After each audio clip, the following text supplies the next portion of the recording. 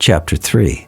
Krishna is the source of all incarnations. Sutta said, in the beginning of the creation, the Lord first expanded himself in the universal form of the Purusha incarnation and manifested all the ingredients for the material creation.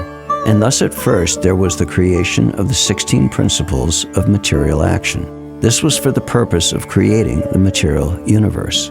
A part of the Purusha lies down within the water of the universe. From the navel lake of his body sprouts a lotus stem, and from the lotus flower atop this stem, Brahma, the master of all engineers in the universe, becomes manifest. It is believed that all the universal planetary systems are situated on the extensive body of the Purusha, but he has nothing to do with the created material ingredients. His body is eternally in spiritual existence, par excellence. The devotees, with their perfect eyes, see the transcendental form of the Purusha, who has thousands of legs, thighs, arms, and faces, all extraordinary.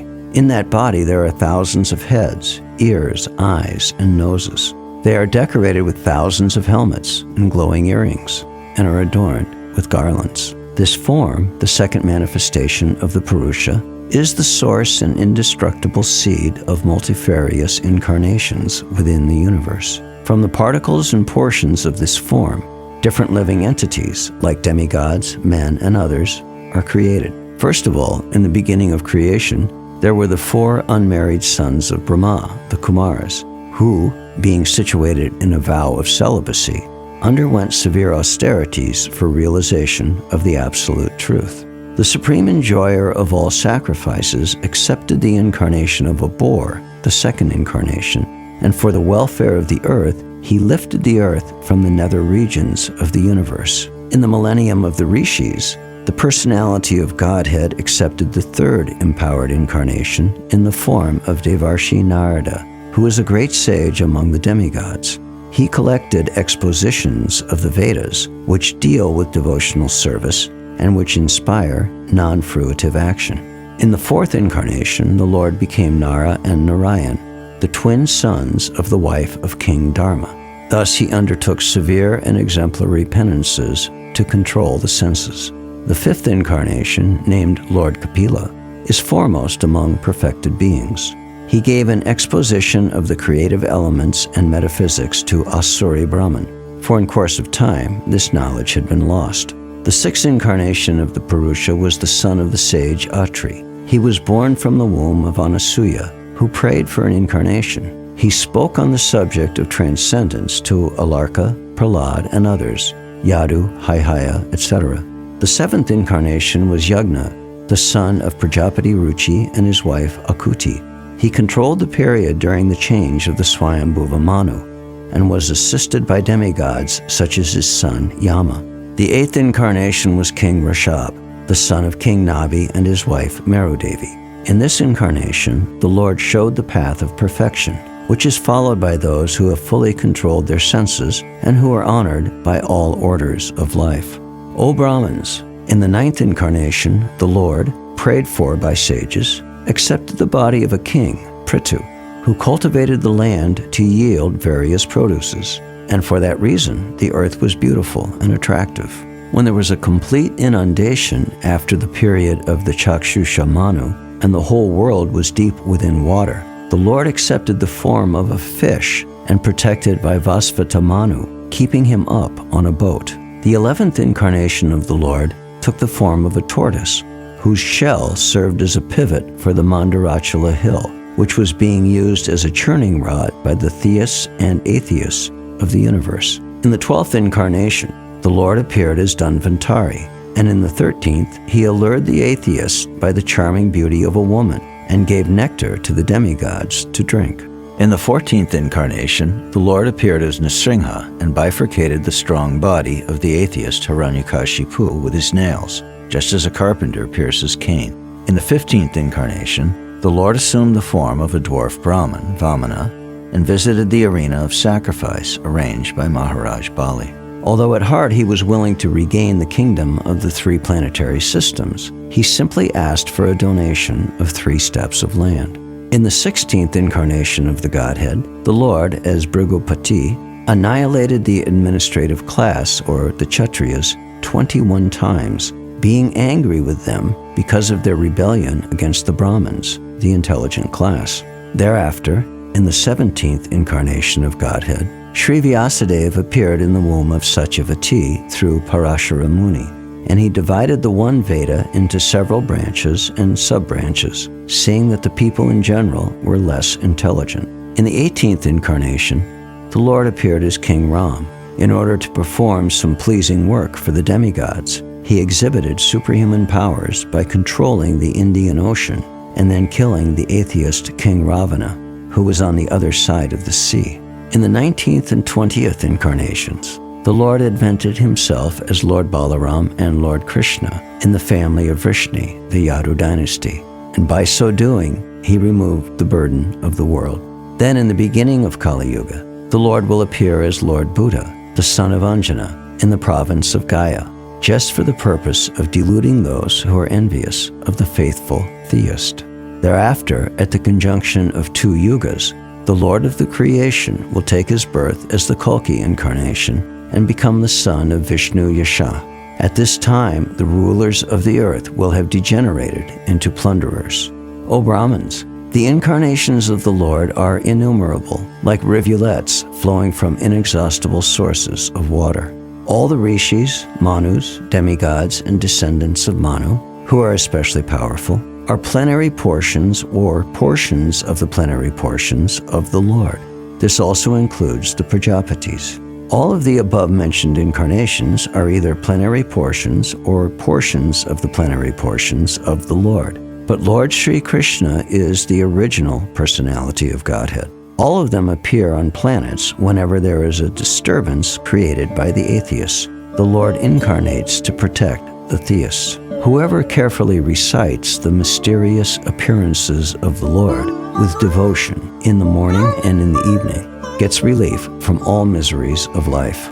The conception of the Virat universal form of the Lord as appearing in the material world is imaginary. It is to enable the less intelligent and neophytes to adjust to the idea of the Lord's having form. But factually, the Lord has no material form. Clouds and dust are carried by the air, but less intelligent persons say that the sky is cloudy and the air is dirty. Similarly, they also implant material bodily conceptions on the spirit's self. Beyond this gross conception of form is another, subtle conception of form, which is without formal shape and is unseen, unheard, and unmanifest. The living being has his form beyond this subtlety, otherwise he could not have repeated births. Whenever a person experiences, by self-realization, that both the gross and subtle bodies have nothing to do with the pure self, at that time he sees himself as well as the Lord. If the illusory energy subsides and the living entity becomes fully enriched with knowledge by the grace of the Lord, then he becomes at once enlightened with self-realization and thus becomes situated in his own glory.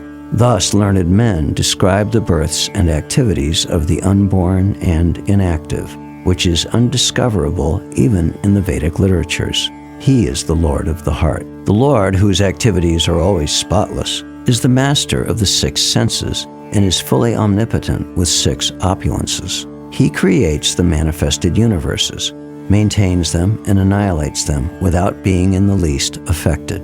He is within every living being and is always independent. The foolish with a poor fund of knowledge cannot know the transcendental nature of the forms, names, and activities of the Lord, who is playing like an actor in a drama, nor can they express such things, neither in their speculations nor in their words. Only those who render unreserved, uninterrupted, favorable service unto the lotus feet of Lord Krishna, who carries the wheel of the chariot in his hand, can know the Creator of the universe in his full glory, power, and transcendence. Only by making such inquiries in this world can one be successful and perfectly cognizant, for such inquiries invoke transcendental ecstatic love unto the personality of Godhead, who is the proprietor of all the universes, and guarantee cent% immunity from the dreadful repetition of birth and death. This Srimad Bhagavatam is the literary incarnation of God, and it is compiled by Srila Vyasadeva the incarnation of God.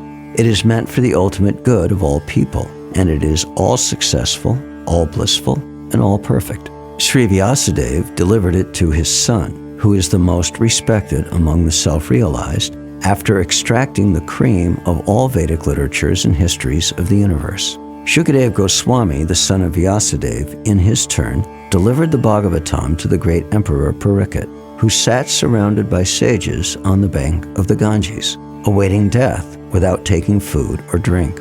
This Bhagavat Purana is as brilliant as the sun, and it has arisen just after the departure of Lord Krishna to his own abode, accompanied by religion, knowledge, etc. Persons who have lost their vision due to the dense darkness of ignorance in the age of Kali shall get light from this Purana.